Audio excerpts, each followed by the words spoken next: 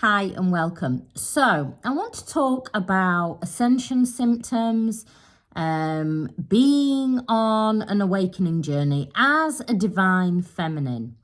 So divine feminine, what does this journey mean for you? Well, first of all, most divine feminines are full of love. Most divine feminines just want to nurture and take care of people. They overgive.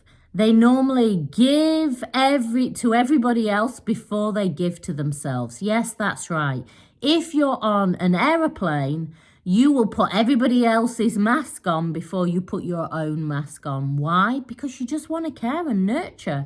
You have overgive normally, and you overgive to divine masculine. Remember, this journey is a journey of self.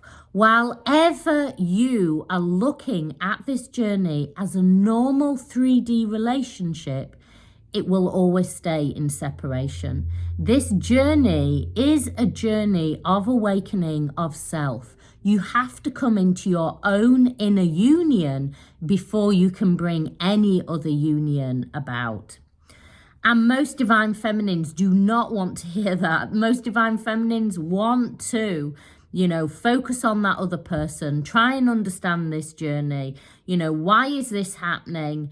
And the journey is all about you. The journey is all about your awakening to your truth, to your spiritual awakening.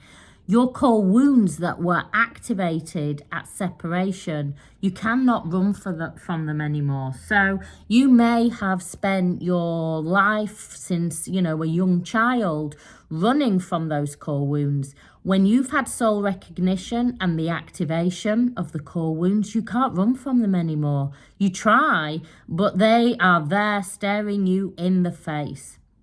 And so what do you need to do? Well, first of all, you need to realize the difference between the soul and the ego. Now, the ego isn't a bad thing, but when you believe that you are those big emotions, when you believe and you allow those emotions to control your life, and you sit in those emotions and you become those big emotions, thinking, why has this happened to me? Why has this person done this to me?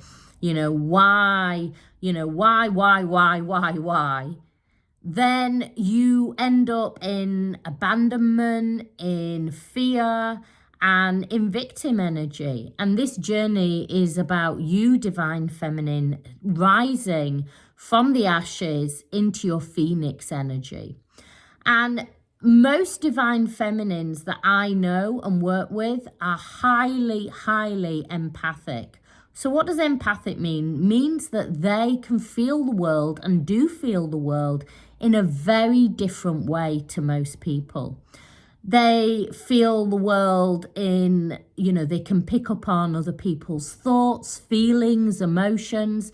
And this can often come in a way of, I hate going to shopping centres because they just overwhelm me. Or maybe you really struggled at school because you just felt really overwhelmed because you could read and feel everybody else's energy. Maybe you watch the news and it is just too much for you to watch. You feel like you need to help, the world, and, watching wars, you just can't cope with it. Animals as well, these are all signs of a highly empathic person. And what you need to master as one of the parts of this journey is starting to become the alchemist of your energy, the alchemist of the shared energy between you and your twin.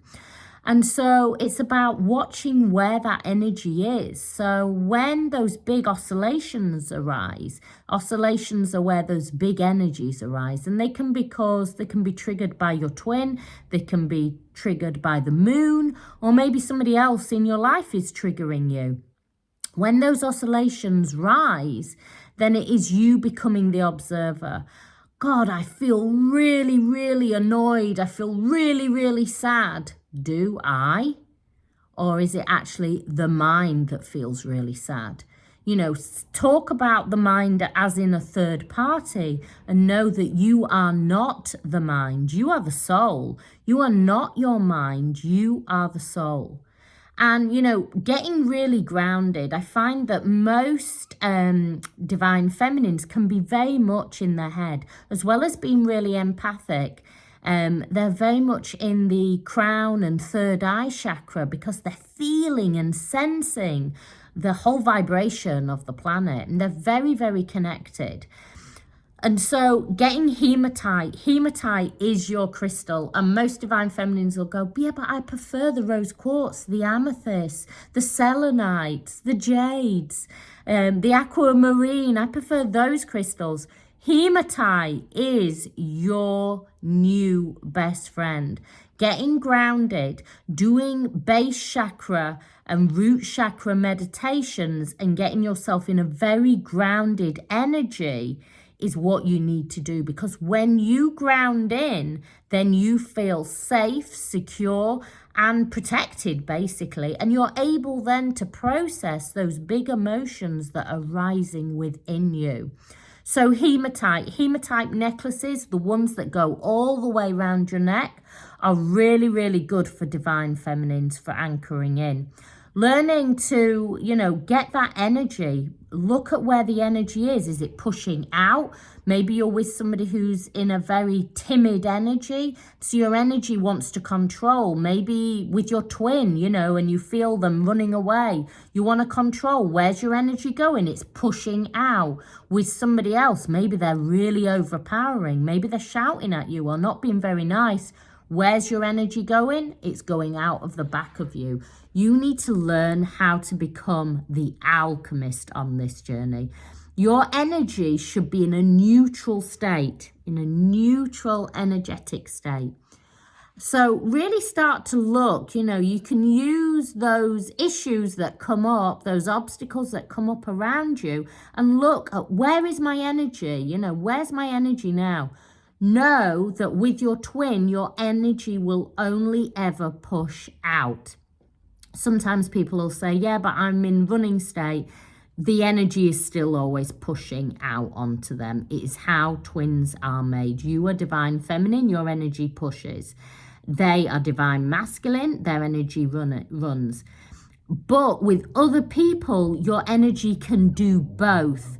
With twins, it just pushes. Even if you're like, right, that's it, I'm done, I'm walking away, you're still in a push energy. You're still in a fear energy. With other people, it can do both. So with soulmates and, friends, family, it can do both. It can push and run. So you need to look at where your energy is. Another good technique as well for highly sensitive people and empaths is learning to cord cut. I'm going to produce a meditation where I help you connect into maybe your cord cutting thing. So it's about getting in a really strong stance, like in a warrior stance. And then say you've just had a connection with somebody, maybe you're listening to me now, and then you go, right, I just want to connect, I want to disconnect from that energy, because even you watching me now, our energies are interacting. Even if we're not in the same room, our energies are interacting. So you can stand in that warrior stance, your feet apart in a really strong energy, and then visualize either having a sword, maybe a selenite sword or a hematite sword, or maybe just a traditional sword, or maybe, you've got a big pair of scissors, or even just using your hands and just swipe across, swipe like you've got a sword and you're swiping the energy. You are cutting the energy. You are releasing that energy and bringing your own energy back into self. Learning how to work with energy on this journey, bringing your energy back into self, is really, really important and will really help. You don't want push energy. Push energy makes your twin run. And remember, this journey is for you to work on you. Yes, you are one soul. And when I say you, when you do the work, it automatically flows through to them. But you have to do the work first. They can't do this work. You have to raise up and raise your vibration. Once you do that, it automatically flows through to them. I hope you found this helpful. Much love, many blessings.